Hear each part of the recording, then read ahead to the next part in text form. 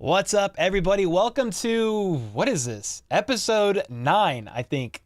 Kylie and Cole. We're going to talk the bye week, which was kind of slow, but it was kind of good because lots of teams lost, and the AFC West looks good right now. Chiefs are at the top of the AFC, about to play the team on top of the NFC. So we're going to talk about all kinds of stuff today, including the state of the Chiefs and Kylie's opinion as well after the first half of the season, because it is over, as we move into the second half. And then we will definitely preview Chiefs and Eagles near the end, and then answer any questions, super chats, and all that stuff that comes in. We will kind of answer that towards the end. So let's get into it. But first, how about those Chiefs?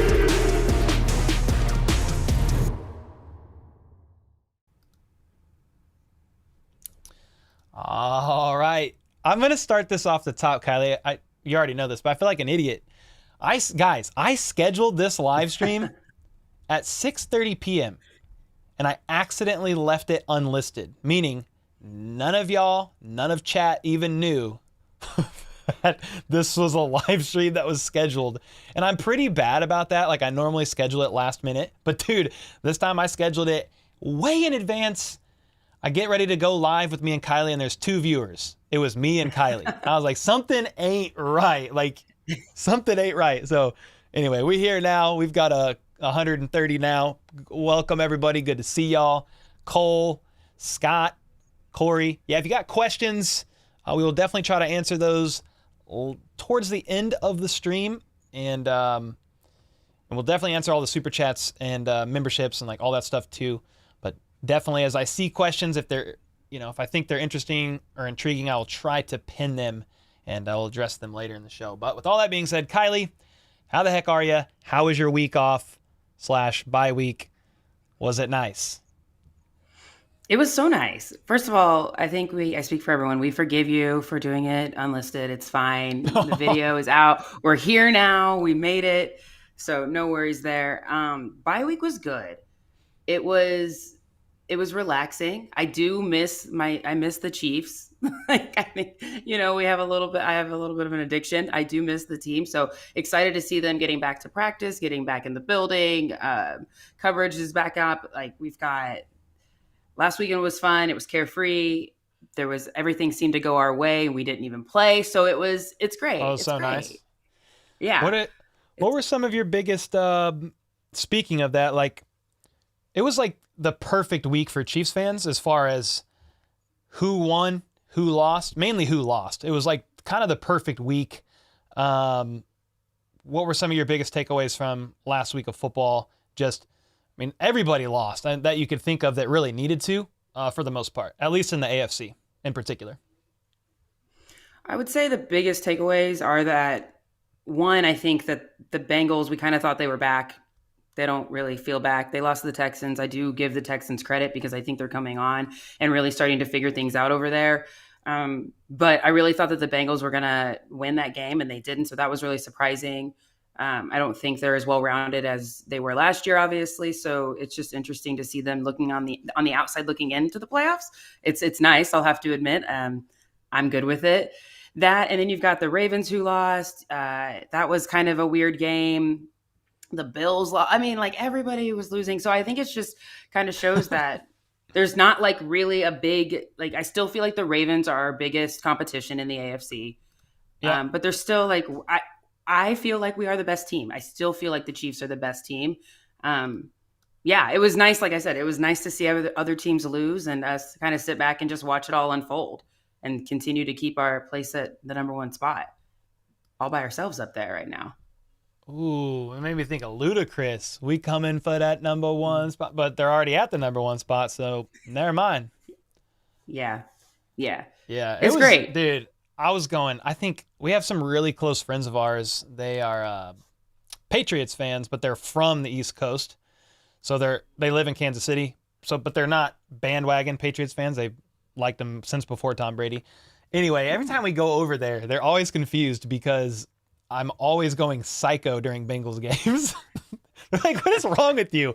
I'm like, they need to lose. It's just slamming boulevards, and I'm a diehard, whoever they're playing, I'm just a huge diehard fan.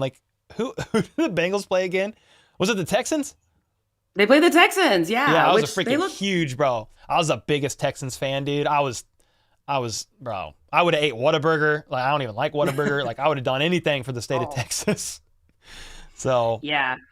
I it was like I feel like the Texans, like I said, they're really starting to get things going, they and are, I yeah. really didn't think they were going to win that game, but they did.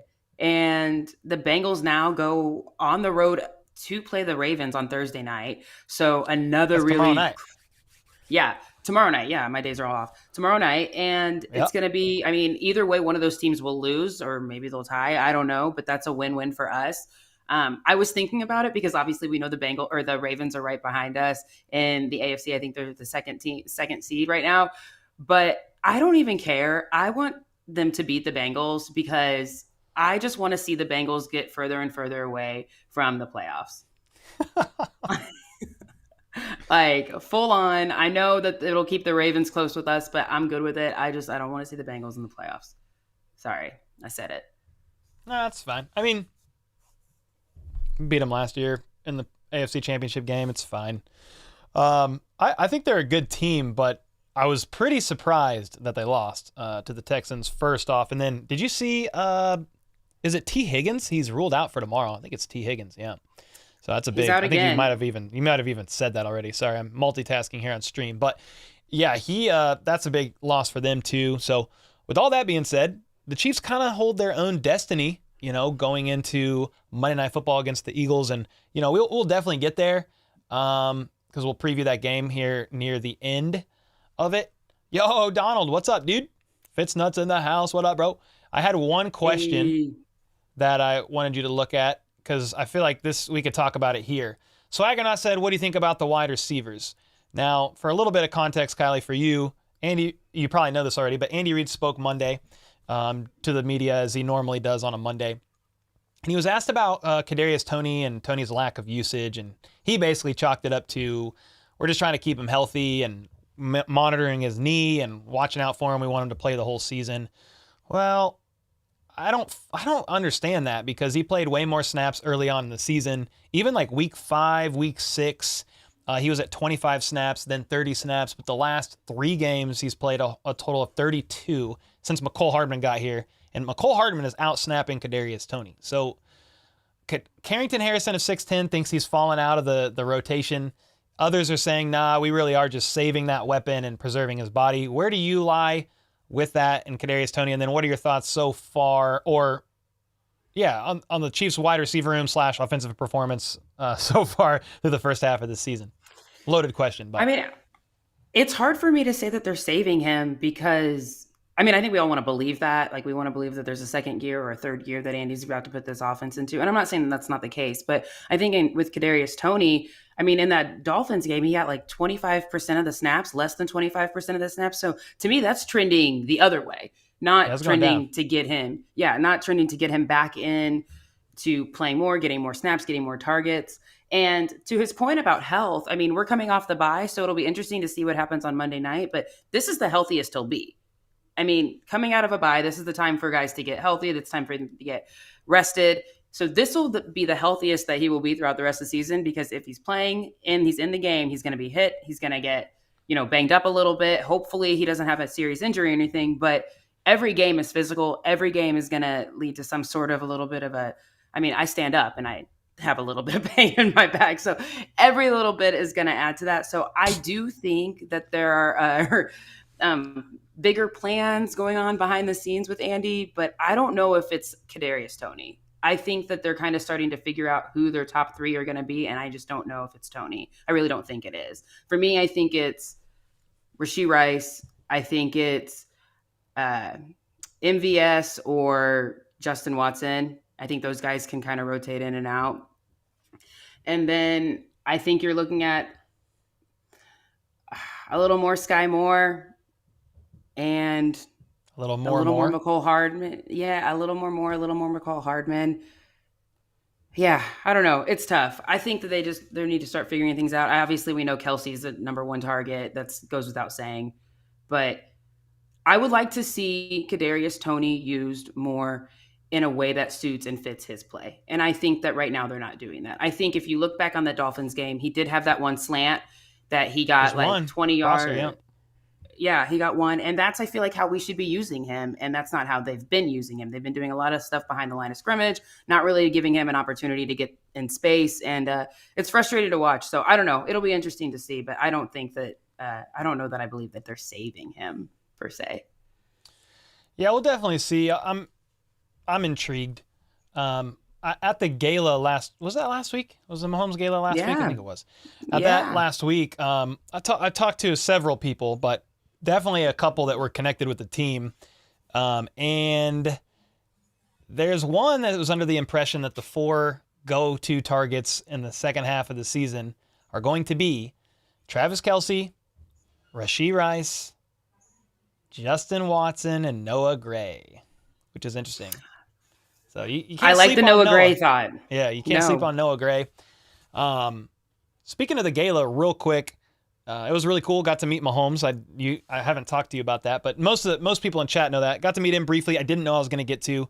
I got to meet Mitch Holthus. I think it's Alan Wright. Is that his name? He's the equipment supervisor of the team. He's been on staff for like 40 years. I met the personal trainer of Mark Donovan. Oh my gosh. I saw Kelce. He wasn't able to. I could have talked to him, but I'm one of those guys that, like, I'm not going to force my way into a convo, and he was like talking with a little kid. I would never be that guy. Be like, yo, Kelce, hey, how about this cheese podcast? You know, like, he was talking with a little kid, dude. So I just like walked away. You know, That's nice of you. I don't want to be that guy. But yeah, it was a great time. I also talked with Bobby Stroop afterwards for like 10 minutes. He's a really good guy. And then last night, I met Creed Humphrey, which was pretty cool. Yeah, I got to shake his hand, ask him what his favorite Boulevard beer was. He said the 89 Lager or Boulevard Wheat. And I didn't get a picture with them or anything, but yeah, it was cool. Got to meet Creed as well. So it's been a crazy week of like meeting people. It's been a lot of fun. That's so cool. I wanted to ask you, and you kind of just spoke to it, but like, what was it like meeting Patrick Mahomes?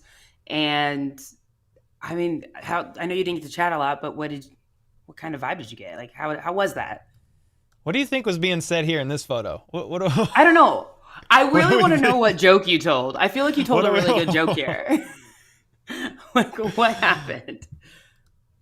What was it? There's more of like there's a proper one. But yeah, it was great meeting him. It was super quick. I mean, I basically said hi. And then I basically said something along the lines of appreciate all you do for the city. I kind of told him who I was, like, but he said, like, immediately he just said, I know exactly who you are.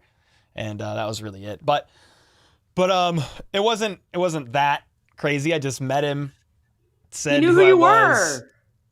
Yeah, and it's from something funny that happened on social media. I literally don't know if he knows about my podcast or the YouTube channel. I mean, maybe he does, but he knew me from Twitter is where he knew me. But yeah, it was good. It was good to meet him, and it was really quick, but that's a check off the bucket list. Like, I went to the gala. I was invited by Chiefs Bids. They said, do you want to come to the pre-cocktail party, whatever hour? And I was like, sure. Well, I didn't know that I was going to get to meet Mahomes. He just like walked in, and then everybody started lining up to take photos with him. I'm just looking around. I'm like, can I get in this? I was like, can I get in line? Like, what's the prerequisite here? I'll tell you a real funny story, and then let's move on. But I knew I was out of my league when I got there. I'm standing in line. First off, everybody are getting fancy drinks. I just wanted a Boulevard, but that's not how I knew I was out of my league. First couple I talked to, they were right behind me in line. Found out they're from out of town. I was like, oh, cool. You in town for the weekend, obviously, because of the gala Thursday. You're going to stay in Kansas City. And they're like, no, we're going to go back home. They lived like 3.5 hours away. And I was like, oh, you're going to drive home tonight? It'll be a little bit of a late night. And they're like, no, we're going to fly. Yeah, it's about a 30-minute flight. And I was like, hold on a second. I was like, you flew private, didn't you? And they're like, yeah. I was like, you flew on your own jet, didn't you? They said, yeah. I was like, all right, I'm going home, dude. Wow. Like, the first people I talked to flew in on their own private jet. I was like, oh my gosh. Anyway, let's move on from that. It was really cool, like, to meet them, and it was all through Chiefs Bids, man, all because of Chiefs Bids and the partnership I have with them for the season. They have really just extended their hand as a partnership to me. They didn't have to do any of that. And that's how I even met Creed yesterday. I was going to pick up some merch. We have some really cool signed stuff. A couple of Rashee Rice helmets to give away. He wrote HBTC on them. We got some Creed stuff with HBTC on it. Like, it's pretty cool. But yeah, Creed was still there signing when I walked into the back room, and that is a big man. You know what's funny? And then I'll move on. I asked him if he liked Tank 7 because that's like my favorite beer. It's 8.5% beer. I don't know if you're familiar with it or not. So kind of heavy. It's like 2 beers. And he was like, oh yeah, I love Tank 7. He's like, 4 or 5 of those, like that's about all I drink like in one sitting. And I'm over here like 4 or 5, I would be on the floor. So I thought that was pretty funny because he's just so big. Like 4 or 5 Tank 7s probably hits like 2 on me, you know? So anyway, crazy week for the bye week. It was a perfect time to be able to meet all those guys and just shake hands with those people. So yeah, that's awesome. It was awesome. I'm so happy that you got to go to that. And the event itself just looks really awesome. And obviously it's really for a great cause. And that's really cool that you got to experience that. So kudos to you. That's awesome. I was very jealous when I saw that picture. I'll have to admit, I was like, oh, and then the other picture came out where it looks like you're just making him really laugh. And I was like, that's amazing. You're obviously killing it there. That's why I said something to introduce myself, you know, nothing crazy, but it was funny. So just a real quick meeting, but it was awesome, man. I appreciate, honestly, like shout out to everybody in here watching. It's the community we've built. You know, that's what allowed Chiefs Bids to want to jump on as partners for the season. And without the community that we built, man, it wouldn't even be possible. So I owe it to you guys. I normally live vicariously through all of y'all watching because I never leave my basement. But maybe for 1 hour, y'all got to live vicariously through me. So we switched roles for a second, which is not normal. I'll tell you that. Scott, awesome. Much love, brother. Appreciate you. Yes, sir. Well, let's move on. What are your thoughts on, we kind of talked about Tony, but what are your thoughts on the Chiefs just over the first 9 weeks of the season and kind of where we sit? Because obviously there's things to work out, but the defense has taken multiple steps forward. Yeah, the offense has taken a couple steps back, but I think the defense has helped compensate for that. So the Chiefs are 7-2, one of the top 3, top 5 defenses in the league, still boasting of top 5, top 10 offense, depending on where you're looking. It's different. This is different for me. We're not used to that in the Mahomes era of a defense-first team. I think that's what it's pretty much looking like right now, unless they just somehow prove us otherwise that they can score 30-plus points a game. But what are your thoughts on the state of the team halfway through this season, moving into part 2 here? I mean, I think you have to feel good about the team. I mean, we're first in the AFC. It's hard to find holes, but there are holes. It's definitely not what I expected. Like you said, we're a defense first team, and that's not been the way it's been with Patrick Mahomes at the helm. So it's definitely taken some getting used to when you expect your offense to put up, more than 30 points and they're not hardly putting up 20, but you're still pulling out dubs. Like it's interesting. It's like an upside down right now. But from that standpoint, I mean, Spags defenses typically take half the season to get going, and this defense hit the ground running right from the start. I mean, that first game they were without Chris Jones, and we only lost by 1. We turned the ball over a couple times in that game. We had drops, so to only lose. I mean, if you think about it, we're so close to just being 8-1 or even very close. Yeah, I don't want to say undefeated, but it's just when you think about the reasons that we lost those few games, it's a little frustrating. So that brings me to the offense. The drops have obviously been a problem. Ball security has been a problem all season. So I do think that if we aren't beating ourselves, we can win these games. And I think that we are the best team in the AFC. I meant that when I said that. I just think they just got to clean some things up. And Mahomes spoke to that. He's like, I think when the offense is playing to the level that I know that they can play to, we can be a fully rounded team. We can meet our defense. We can do what we need to do to pull out a win and finish this season strong and be Super Bowl champs again. So it's interesting. I think if Andy Reid, I think a lot of it lies on the coaching staff. I think there's some coaches that need to kind of look in the mirror and think about some of the play calling. I think special teams is a little bit of a pain point right now. I think we really need to make sure that they're not fielding punts inside the 10. Like it feels like it goes without saying, yet we see it every week. So I think there's just like silly fundamental things that they need to clean up, but that they can clean up. It all seems very fixable, right? So Yeah, I actually talked about this in tonight's video about the coaching staff, because there's a lot, dude. There's a lot of offensive mix-ups or change-ups on for coaches over the offseason. New running backs coach Greg Lewis is now at the Ravens. So you got a new running backs coach, you got a new pass game coordinator in Joe Blameyer, who was the wide receiver coach last year. Connor Embry is a wide receiver coach this year. He's never, ever been a coach at a professional level. He was a defensive assistant for a couple years, and then what the heck was he? I can't remember what he was for the last 2 years. He was a wide receiver coach, I think, for a high school team like 5-6 years ago, maybe a little bit longer, but that's all he's really had. So, and then the OC, Bieniemy gone, Nagy here, or moved. Like a lot of the faces kind of just shuffled around. Joe Blameyer was here last year. Connor Embry was here last year. Then the third one that I can't think of right now, they were all here last year. Blameyer, Nagy, Embry. So a lot of familiar faces, but a lot of change as well. So I'm saying all that to say, hopefully all these new coaches can get it figured out here in the second half of the season, and Andy Reid can kind of help button it all together. So it's a weird. I'm very hopeful. I mean, last previous seasons of the Mahomes era, we're over here like, well, the offense is fine, but can the defense not allow 30 points a game, and we're going to be in nail biters? Well, now I just kind of feel the same, but we just flipped it. Yeah. Now it's like, well, the defense is probably going to hold it down, but is the Chiefs offense going to score, more than 21 points? So it's not an absolute nail biter. Yeah, you're completely right. And it's weird because I've always felt really comfortable with this team being able to play from behind. And that's not really the case right now. I feel like in the past, we go into halftime, we're down 10. We're like, oh, don't want to do that. Like that's trouble for you guys. And now it's not so much the case. The defense is holding these teams, and the offense is struggling, but I think they're going to be okay. I think Andy's going to start using the receivers in the right way.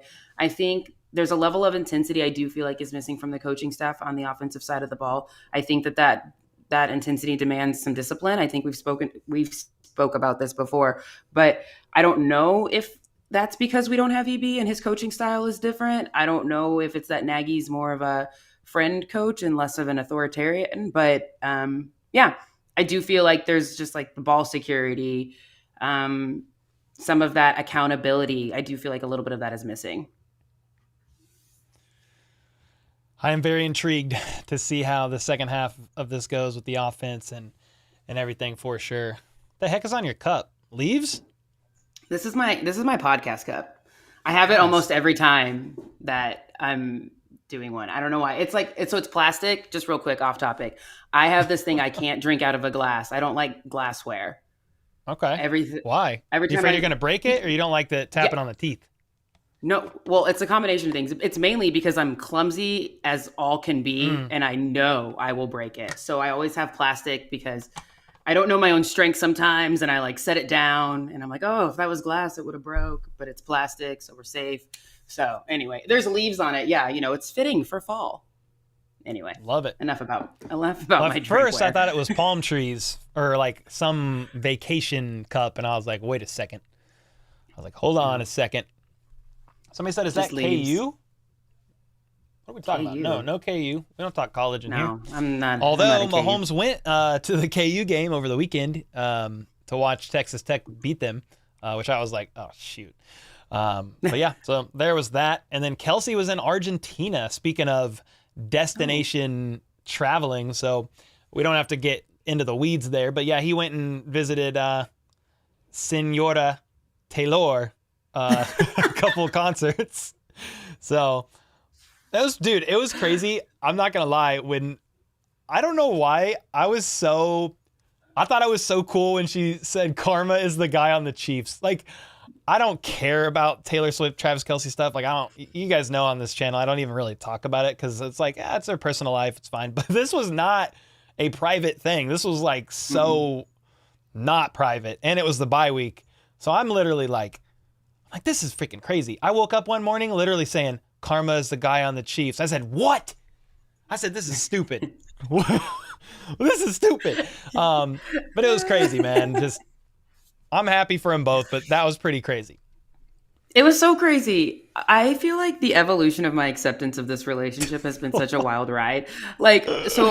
Complete honesty, guys, when this started, I was just like, all I care about is football. Like, can we not show shots of her? But it was like the minute she did the line, she like changed the lyrics in her song, and then they showed the kiss. I was like, I became a different person. I was like, oh my gosh, look how happy he is. And I think that's what it's all about. As long as they're happy, they look really happy.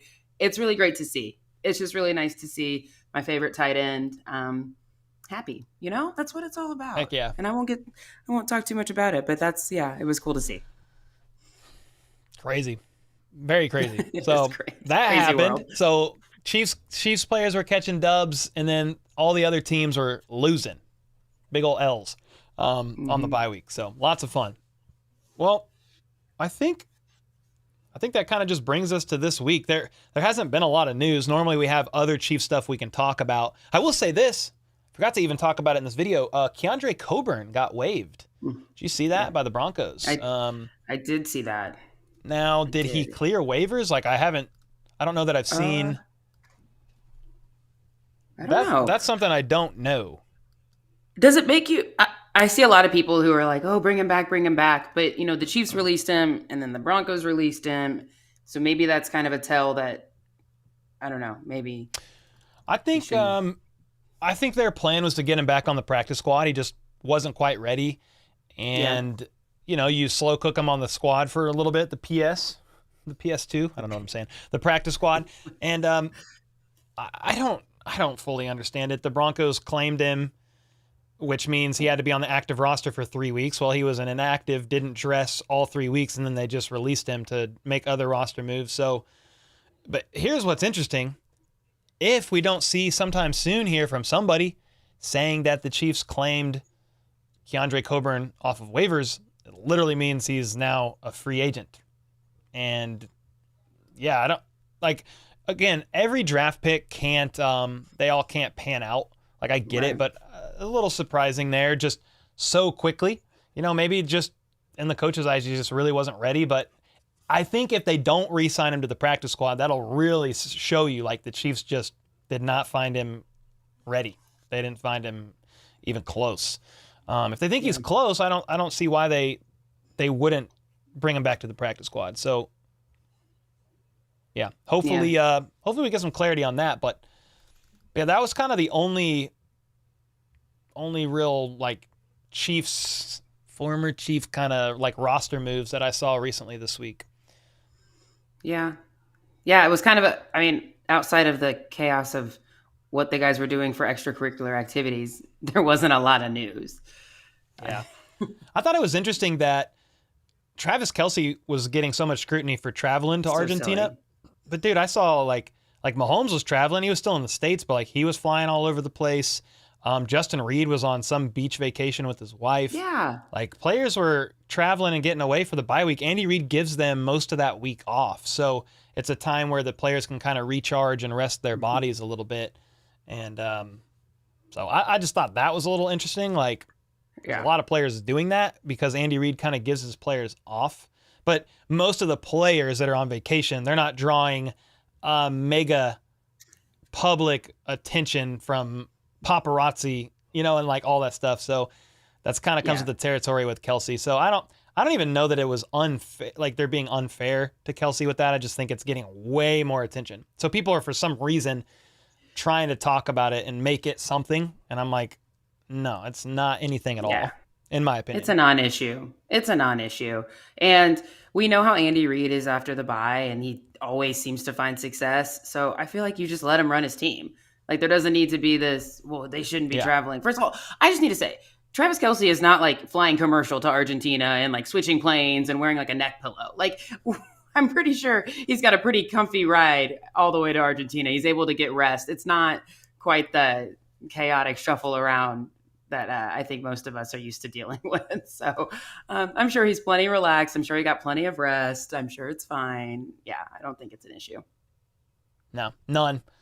You want to talk about an issue? Let's talk about the field conditions for Monday Night Football, because if the Eagles lose this game and the field conditions are bad, they are going to cry real tears for about 9 months.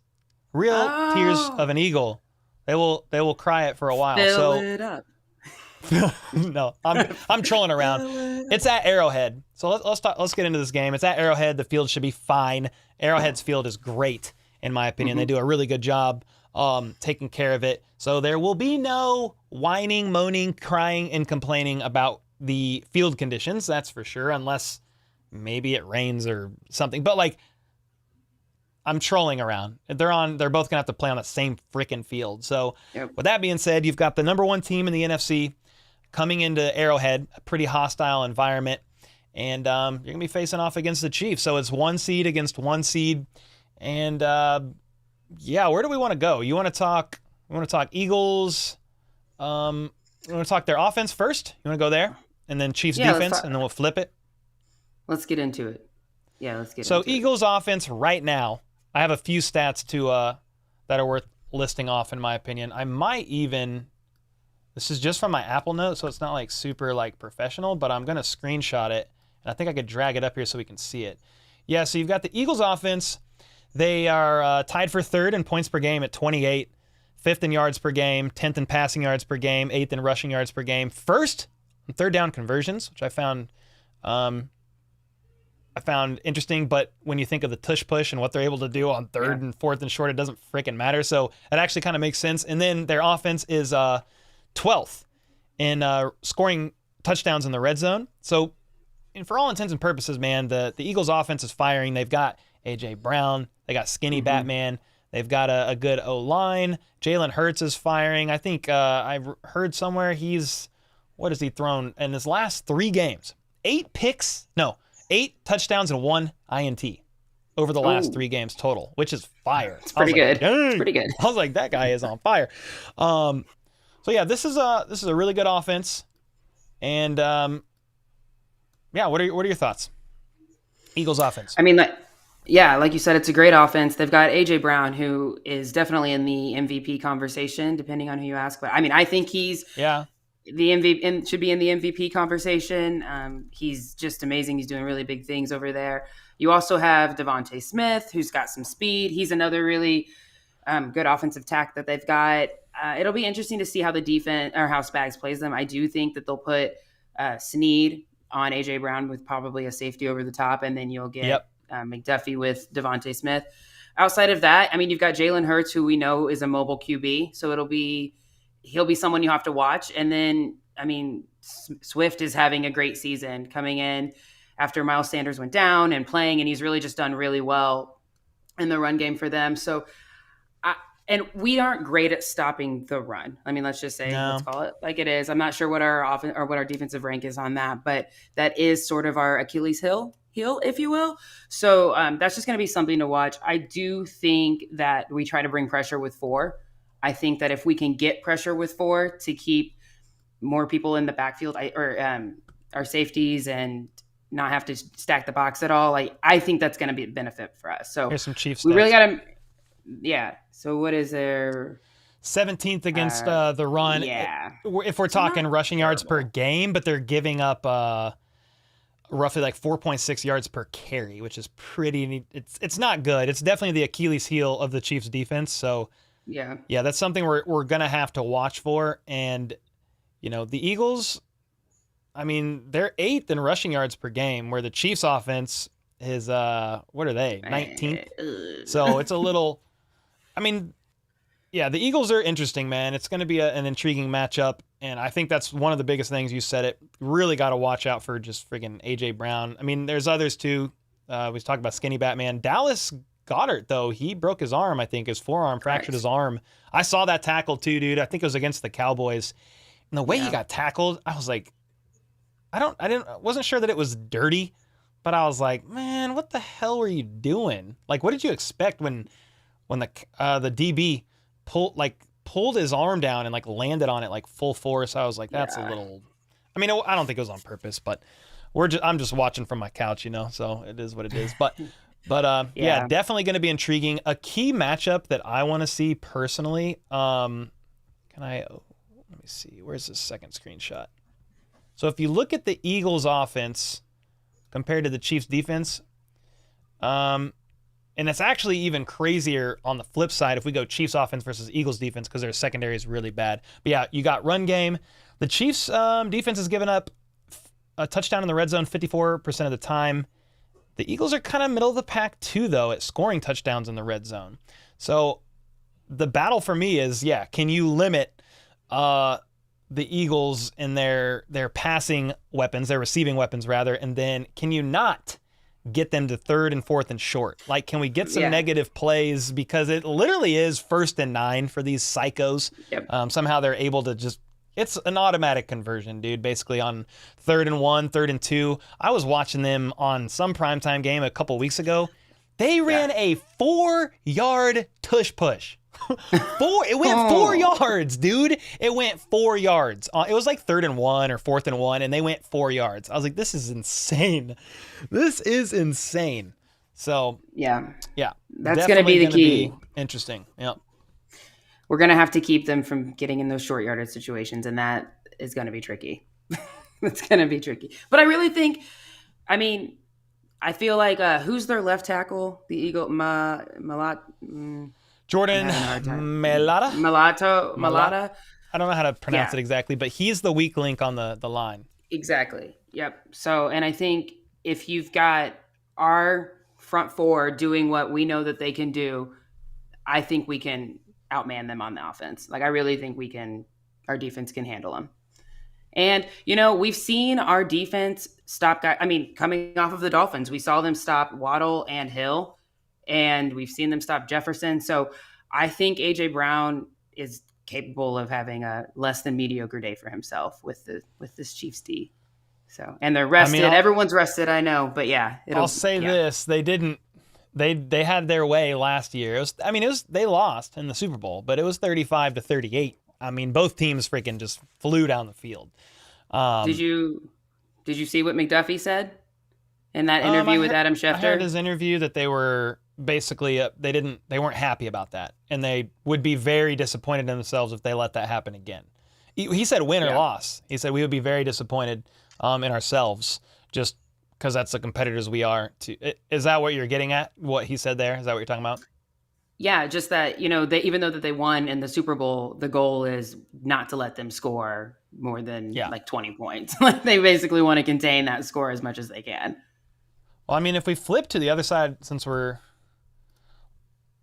do they average? Yeah, Chiefs defense averages what?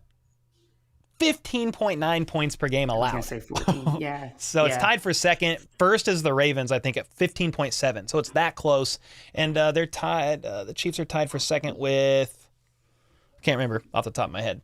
I can't remember. But that's why when we get to our predictions here in a bit, you'll see I got it more of a lower scoring game than the Super Bowl for sure.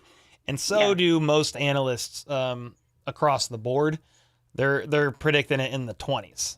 We could be wrong, but I don't know, man. The way the Chiefs defense plays, they're also at Arrowhead, so that helps the defense a little bit too. I think it's supposed to rain too. Is it? I would need to look at the weather. I think it's going to be raining.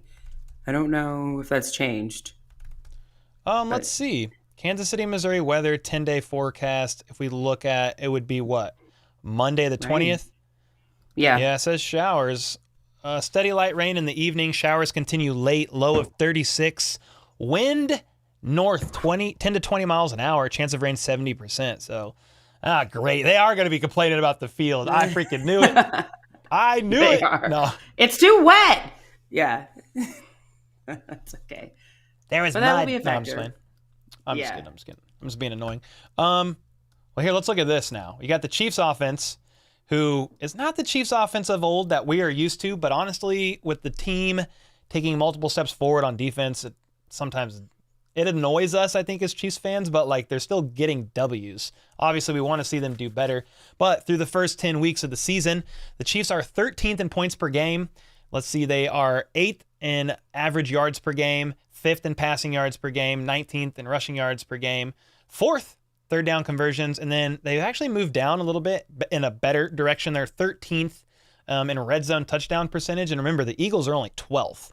So they're both kind of right there, even though we're like, dude, the Chiefs can't score in the freaking red zone. Well, they actually can. They're in the top half. We're just used to them being number 1 at scoring, right. And they're the Dolphins are where we're used to the Chiefs being at being able to score in the red zone. So looking at some of this, the receiving room's got to figure it out, man. They just got to figure it out. They got to get momentum established. I mean, in the Miami game, the opening drive, I was like, this is gonna be a high-scoring game. They scored on that opening touchdown drive, and they didn't score. It was like 7 punts in a row or something insane, back and forth. And then they finally scored again. But that was the last offensive touchdown scored by the Chiefs. Back-to-back games, by the way, of no points in the second half, or at least no touchdowns. The defense scored a touchdown, thank God, stripping that ball from Tyreek, which I didn't tell you, by the way. I got to hold Brian Cook's gloves that he wore in Germany when he housed that fumble. It was sick. I didn't get to keep it. Yeah, it was really cool. It was at the gala. But yeah, so they've got to get it. They've got to get it figured out. And let me pull up the Eagles' defensive stats because they kind of go in tandem with what we need to talk about anyway. So if you look at the Eagles and we line them up next to the Chiefs, let me try to center these a little bit. This isn't a graphics an impressive graphic thing at all. It's literally a screenshot from my Apple Notes. # please use dark mode because light mode triggers me really bad. But here we go. One thing that I'm going to be watching is look at the red zone touchdowns allowed by the Eagles. 26th in the NFL. Okay, I know the Chiefs are only 13th, but you got to look at that. And then look at the passing yards per game allowed. 28th in the NFL. So normal years, I would be like, well, the Chiefs offense is going to run all over them here. I mean, when I say run all over them, I mean pass all over them here. Yeah. I'm a little more intrigued this year to just, I just don't know. It's like a big question mark to me. Can they get it together? Can, Mahomes find other trusted targets than Kelce, which hopefully is Rashee Rice as it has been. But Rashee Rice, for him being wide receiver 1 in production, Kylie, 2 targets against Miami, caught both of them. One was that touchdown pass and one was a diving catch on 3rd and 5, and he was never targeted again after 10 minutes left in the second quarter. I think it was the second quarter. He was never targeted again. Kadarius Toney, that one catch on a crosser you talked about, 18 yards, spin move, juke, great, never targeted again. So I just hope that they can begin to figure this out. Hopefully we see less receivers rotated in and out. We don't need 18 guys, 5 guys, burgers and fries every other play. So I'll be curious to see that. Now the Eagles defense, 5th in sacks, tied for 5th rather with 33. I guess that's right. I read somewhere, I think it's on ESPN, they actually have 1 sack less than the Chiefs. So I don't know if I'm just mistaken on that or what happened there. But Mahomes has only been sacked 10 times or something like that this season. Yep. And so he's very good at avoiding the pass rush. So, I'm not super worried about that, but you can't sleep on that pass rush either, especially now that, I was going to say now that the field won't be slick, but it might be because it's going to be rainy. So you never know. But what are your thoughts on as we flip, to the other side of the ball, Chiefs offense, Eagles D? Just diving right in with the pass rush. They've got some pretty big guys on their side. They've got Hassan Reddick, who's having another monster year. Josh Sweat, who's also having a great year. They've got a good, strong front 4. So it's going to be a real test for our tackles. I know they've played well, like you said, and Mahomes has only been sacked 10 times this year. I believe that's 1st in the league. He's going to have to be able to get the ball out quicker, though. I feel like that's something he struggled with all season. He's been holding on to it a little too long. He's been hesitant to make a decision. It's cost him fumbles. It's cost us drives. It's cost him interceptions. So that's going to be an area that I think he's going to have to improve on this game. I also expect a big game from Travis Kelce. I know we want to see other receivers get involved, but this is a team that struggles against tight ends, and Travis Kelce is the best tight end in the game. So it's going to, in my opinion, it's going to be a game where we see him eat. I would like to see a more balanced attack from our offense. Although saying that, the Eagles defense is, I believe they're one at stopping the run or up there with that. So Pacheco is going to struggle, especially with us struggling already to run the ball and kind of get that going. So I would like to see Andy have a balanced attack with us. I would like to see Pacheco get involved more. I would like to see more design screens with McKinnon involved more. I don't feel like they're using him enough. I think that those can be keys to win in this game, especially when you consider how much we've stalled in drives after third down. So, yeah, it'll be interesting, but I think given that he's had an extra week to prepare, I think we're going to see Andy really get in his bag this week and kind of mix things up. Yeah. Yeah. So to piggyback on that, I'll be intrigued to see how effective the Chiefs can be in their extension of the run. So, yeah, the Eagles are pretty good against the run, one of the best in the NFL, if not the best. But how, can they execute on just what you said, the quick passes, the bubble screens, the screen passes to the backs? Can they actually execute on some jet sweeps, on some stuff behind the line of scrimmage, which they've struggled with, I feel like, this season at times? So some of that's just execution of blocks. Some of that's the right play call at the right time. It's a big old game of cat and mouse and chess. I thought it was interesting. We didn't talk about this earlier. I actually forgot to bring it up, but it was really cool to hear Patrick Mahomes on Manningcast on Monday Night Football.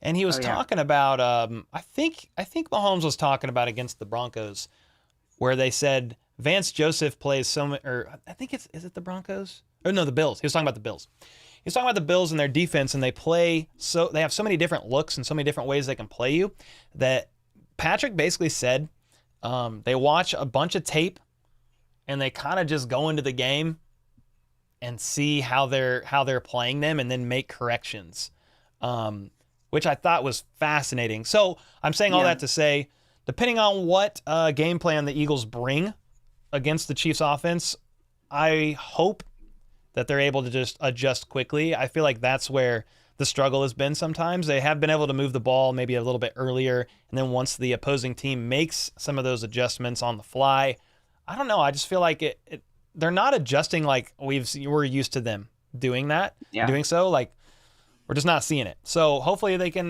get that figured out a little bit. And I don't know what to expect of these games anymore. Like, going into these Chiefs games, I'm like, well, the defense is probably going to play really freaking well. But it's just like, dude, I was getting like PTSD flashbacks when I watched the Bills and Broncos game on Monday Night Football. Like, the Bills just kept turning the ball over and giving the Broncos the ball right back around midfield. I was like, yo, that is literally what happened with the Chiefs. Yeah. I was like, the Bills want to be the Chiefs so bad, dude. They just want to be the Chiefs so bad that they're even going to just turn the ball over left and right to the Broncos. I will say one bright spot before you jump in here, for me, like, special teams been really well other than punt returns. Butker, I think, is still perfect on the season. Townsend is still above average, in his in punting. So I do think Butker is going to have to show up big in this game, and it might come down to a Harrison Butker game winner, just like it was in the Super Bowl. I mean, if there's one person I trust, it's Harrison Butker. That guy's having an amazing season. The only thing I was going to add is that you were saying that they need to make adjustments and be better about making adjustments. And I do agree, but I also want to go back to the fact that I feel like we go away with Rashee Rice when they're doing well, and then all of a sudden kind of they're not involved. So I hope that that's not the trend we see in this next game, because I do think Rashee Rice can be a difference maker in this game. That was the only thing I wanted to add to that. Clouds is literally higher than a kite. Chiefs are certain to be the worst team in the NFL. How dumb can you be, dog? You need to lay off the lead paint chips, man. That makes zero sense. What image is he? What is he, an Eagles I think fan? It was Chargers, maybe. Who knows? Some bum team. But, like, the thing is, the Chiefs definitely just look different. They're the 1 seed right now, but there are really good teams this year. But one of the worst in the NFL. Homie. Ouch. You have the IQ of a doorknob, bro. You got to relax. Brighten up a little bit, man.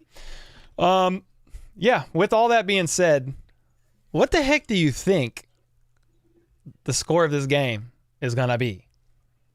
This question gives me anxiety every week. I can go first if it helps, but no, it's fine. I've been so wrong about these score predictions lately because, for a while I was just like, we're gonna score 35 points, and obviously we know that hasn't happened. So with that, I'm gonna go 21-17 Chiefs.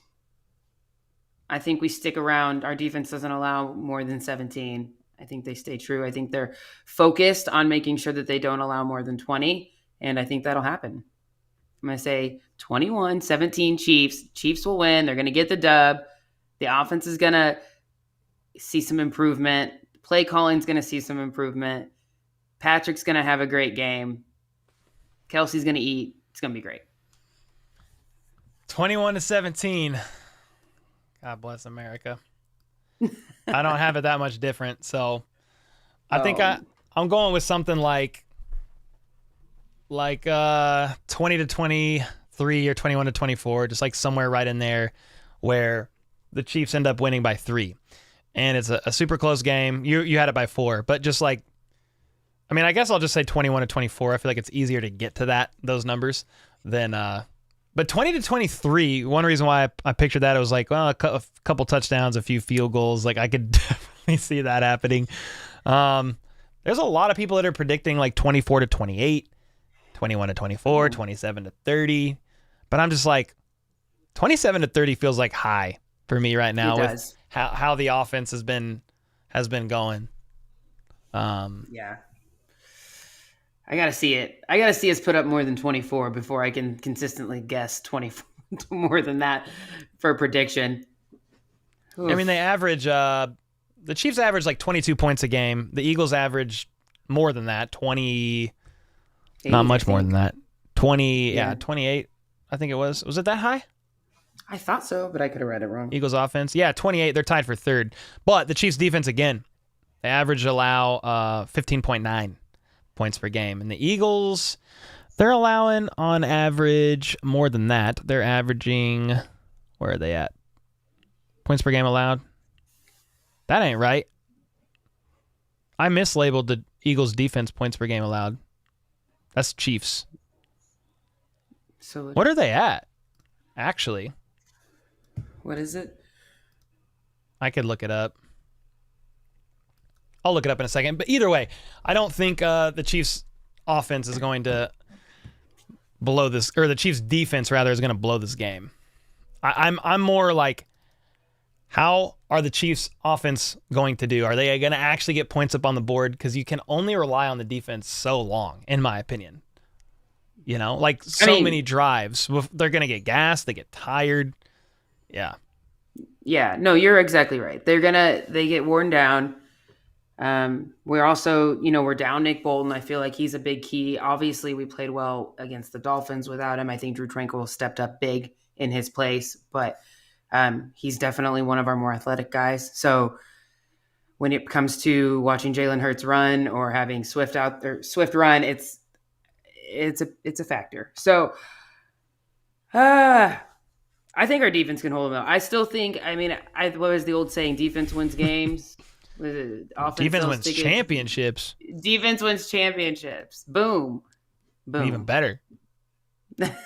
Even better. Yeah. So, no, I have faith in our defense, and I do. I really do think that our offense is gonna put some things together. I think after the bye is when Andy puts things into second gear, third gear, whatever gear we've not been in. That's what we need. I'll be curious. I mean, here's something we didn't talk about, but Andy Reid is like 27-4 coming off a bye, and in his career as a coach. Now, as a head coach, it's less because he hasn't coached 31 years as a head coach. But he's like 27-4, coming off the bye. So that's something you can't sleep on either. I don't know how Sirianni is off the bye, but that's definitely something you can't take lightly with Andy Reid and company coming off of a bye. So there is that as well. And to answer my own question, the Eagles have their defense allows around 21.7. 21.7 points per game is what the defense allows. Okay. 21-17. Yeah. Final answer. That's what you said. Chiefs win. I just know that in the fourth quarter, like every other week, I'm going to be pacing in my living room. My dog will be scared in the bathroom. And I'll have no voice on Tuesday morning. I'll have to be at work and not be able to talk to anybody. Oh well. That's how it's gonna go. Yo, we got Yeah. Sean with the 10 bomb said, I'm going to need those Rasheed HBTC helmets, definitely living vicariously through you. I'm curious how you both feel about parity in the AFC. Monday night dinner plans, Kylie. I'm feeling wings. There's a lot in that. While you think about that answer, shout out to Brand. He's dropped 10 gifted this stream. I appreciate you, man, always. And then Daniel, thanks for the gifted early on. But yeah, Sean with the 10 bomb. Couple loaded questions there. First off, he said, I'm curious how you both feel about parity in the AFC. Well, it's really just parity in the NFL. But what are your thoughts? He's just talking about how any game could go any way every single week. That's Andy Reid talks about parity all the time. Just if you don't play to the best of your ability and you make mistakes or you don't execute, like you could literally lose any game. Mm-hmm. A good case in point of that is the Broncos got blown out by 50 points to the Dolphins. Yeah. Then the Chiefs lose by like 21. It was like 9-24, so whatever that. It's not 21. Just they lost 9-24. I can't do math. To the Broncos, and then the Chiefs beat the Dolphins. So the Dolphins beat the Broncos by 50. The Chiefs lose to the Broncos by 2+ scores, and then the Chiefs come in and they beat the Dolphins in Germany. So just every week, man, you really never know how it's going to go. I think the AFC is in more disarray this year than I anticipated. Yep. Yeah. That was a really great example, but it's the NFL. First of all, it's the NFL. I mean, Any given Sunday, every team is good, even if they are a lesser team in the NFL. They're still a really good team. And I think it's proven every dog has their day. Every weekend's a little different. And I don't know. I just feel like right now we're seeing the offenses across the AFC and the league really are a little disheveled, I guess. I'm trying to think of maybe a different term, but I feel like QB play's been down. I feel like offenses and defenses are starting to catch up to some of these offenses, and we're just seeing kind of a shift in things. And I think that's leading to more turnovers and maybe a little bit more sloppy play on the offensive side of the ball. But yeah, any given Sunday, man, or Monday or some Thursday of these divisions, or whatever. Some of these divisions are crazy. I feel like the biggest gap is the AFC West as far as like the Chiefs are 7-2, but like look at like 6-3, 5-4, 5-5. I mean, well, then you've got 7-3, 6-3, 6-3, 5-4. I mean, the East, the AFC North is crazy right now too. Yeah, this one right here. That's why I'm gonna stream. I think I'm gonna stream tomorrow night's game. I think it's gonna be a banger. Yeah, it's gonna be nuts. It's gonna be nuts. And to see the Bengals at the bottom, I mean, who would have thought? Who would have thought? I know we're only, 10 weeks in, 11 weeks in, which is crazy as well. Yeah, it's really And then the insane. Steelers, and then you look at a team like the Steelers who can, their offense can't put up points. The Steelers are weird to me. They're an anomaly. They are an anomaly. They'll win with I think they play the Browns this weekend, I want to say. And they'll probably win that game, but with 9 points. You got Deshaun Watson out for the season as well. But I don't think that matters. I mean, he was out. I was say what you want because PJ Walker was I think it's PJ Walker, right? Like he was playing really well with them anyway. Mm-hmm. So that just is what it is. Yeah. What are you doing for food? It's kind of early still because of Monday Night Football. Sean, but I'm so embarrassed. Yeah, that's what I was going to say is I'm a little embarrassed because I don't have dinner plans figured out yet for Monday. I'm going back and forth. I know. Slacking. I feel like, but I'm totally slacking. It's been a busy week, and the fact that it's we had a bye week and then it's on a Monday, I'm feeling a little out of sorts. But Sean, I really like this wings idea. I got to know more about this if you're cooking them at home. We like to get them and pick them up just because it's a little less work, especially on a Monday night, being that I have to work all day and then I got to rush home for the game. It'll probably be something quick. Or like a crock pot meal, like something I can put on in the morning, and then I get home and the whole house smells of that and it's already ready. So I was also thinking about doing a pot roast, rainy day, kind of cold and dreary, a nice pot roast when you get home in front of the game or in front of the TV. So maybe I'll do pot roast with a side of wings. That sounds fire to me. That seems like a lot. Tank 7 over here. But 5 or 6 of them. Keep up with Creed. No, not Creed, not Creed level, no way. And then Sean was back with another 10 bomb. Appreciate you, Sean. He said, messaged you in Discord, but so there's a bunch of people coming out for the Bills game, I think is what he's getting into here. Brand, Greg, and I are trying to get together on the 10th of December. If you get a chance to reply.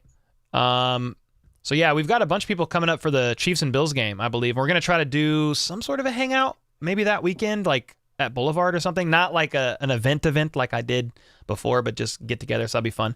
Spags sounded really sad when they cut Coburn, so I think we get him back. Yeah, we'll see. I mean, there's the... Sean, there's always the humanity side of a sport. Like, you develop relationships with people, you become friends, like, you know, the young guys you look at as like people that you mentor, and then Spags is like a dad. He's like Papa, you know, one of the papas. Yeah. So there's probably like legit like some sadness there of just seeing a player let go, like that's genuine. But then we'll see if he comes back or not. I mean, I kind of hope so, but if he doesn't come back again, that's kind of telling to me what they think about him. Yeah. He seems like he seems like a great guy. The interviews that I've seen with him, he seems like a really wholesome guy. But it's a business, so we'll see. We'll see if they bring him back. I don't know. Well, we did this. Score predictions for Monday. We did that. Seeker, I've seen a couple people say this. Perna chose us this week. The curse wheel chose the Chiefs, which normally isn't good. So we've got to beat the curse wheel. I know. I don't like this. I don't even like to speak of the word. Like, I don't. Mm-mm. Is there any truth to this? Kinda. Let's not talk about it. Smoking Pot said, how many interceptions does Pat have to throw to get benched in a game? I mean, probably more. He's thrown 3 in more than one game, and he hasn't gotten benched. I think it would take a lot for Mahomes to get benched, unless it's like a blowout game, and it's not even winnable, or the Chiefs are way ahead. I mean, here's what they're not going to do. And then, Kylie, you can answer. They're not going to pull the Mac Jones. They're not going to bench Patrick Mahomes on the last freaking drive of the game and put in Bailey Zappi when he hasn't even warmed up and doesn't even practice with the ones in the 2-minute drill. They're not going to do that. I'll tell you that right now. No. Well, and he threw 2 interceptions and had the flu and had a fumble, I think. Is that right? In that last game against Denver? Was it 2 interceptions? Yeah, it was 5. It was 5 turnovers. One was the muffed punt. MVS fumbled. And then, 2 picks and a fumble by Mahomes, I believe. Okay, so he had 3 turnovers and had the flu, and they still didn't bench him. So I'm not saying he should have been benched. I'm just saying I think it's going to take a lot for them to bench him. And we're definitely getting tier milk. Definitely getting tier milk. Sean said, I'll cook wings, but usually just Wingstop. Sean, I love Wingstop. I didn't want to put like a name out there, but I love Wingstop. And if you ever get their fries, you got to get them Cajun seasoned. I don't know if you've ever had Wingstop, Cole, but they're really good. I got so excited. Do you see the excitement on my face? I'm so white in my wing talk, dude. I just want boneless wings, which nobody likes to hear. Chicken that answer. Nuggets? Yeah, Chicken nuggets? Dude, I love boneless wings, man. Make them spicy. I don't like, I'm just weird like that. I've always been like that. It's the same reason I don't really like to eat ribs. I don't like to eat with my hands, dude. So I love all kinds of Kansas City barbecue, but I'm not a big ribs fan. I'd rather have burn-ins or something like that. So people roast me in chat all the time. So everybody can spam dillweed. I don't even care. But that's just kind of how I am. It's kind of how I roll. Roast him. Kylie's encouraging. Oh, it's over now. Look, everybody's gonna start going crazy. Or I had ribs last weekend from Casey Joe's.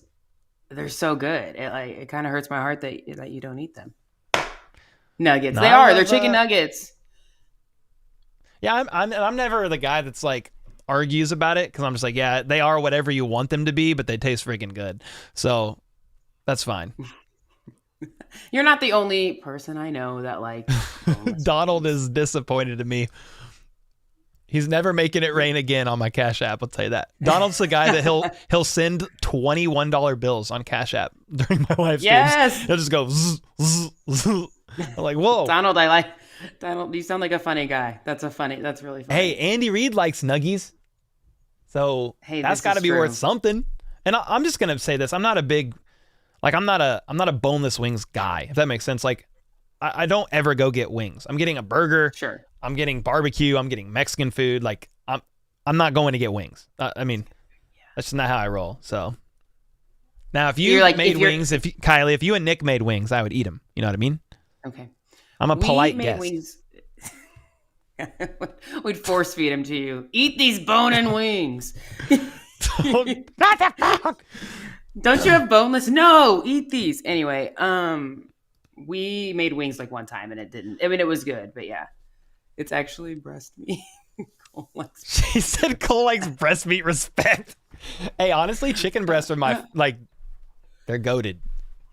Just saying. Yeah. We got to move on from this convo, though. I could talk about wings forever. Anyway. Bones disgust Cole. Yeah, dude. Come on now. Josh said, "What's Kylie cooking for the game?" She's doing wings and something. Pot roast. Josh, but she's doing you missed boneless it. wings, dude. Boneless wings. No, you missed it. I'm doing a pot roast with a side of wings because I can't decide. And then there are no boneless wings allowed in this house. I've now determined I'm going to go one step further and ban them from my house. Andy Reid's 21-3 coming off a bye as a head coach, and 2 of the losses came from teams that went to the Super Bowl that year. Okay, I do not like that stat at all, Jack. 2 of his 3 losses ever coming off a bye were against teams that went to the Super Bowl that year. Okay, I don't like that stat. I don't like that stat at all. I don't either. The only thing, I don't either. I'm not even going to say it. No, Chiefs are going to win. Yeah, usability. Even when we go to Chick-fil-A, the girls get nuggets, dude. I'm getting a spicy chicken sandwich. I'm not going to any place asking for nuggets. We ain't doing it. I'm just not doing it. He says, "I'm glad you said you don't eat boneless wings." He does eat boneless wings. Well, I think I will, but I don't really care I don't really care for wings in general, to be honest. Yeah. That's so fine. Anyway, we had food talk. We had the football talk.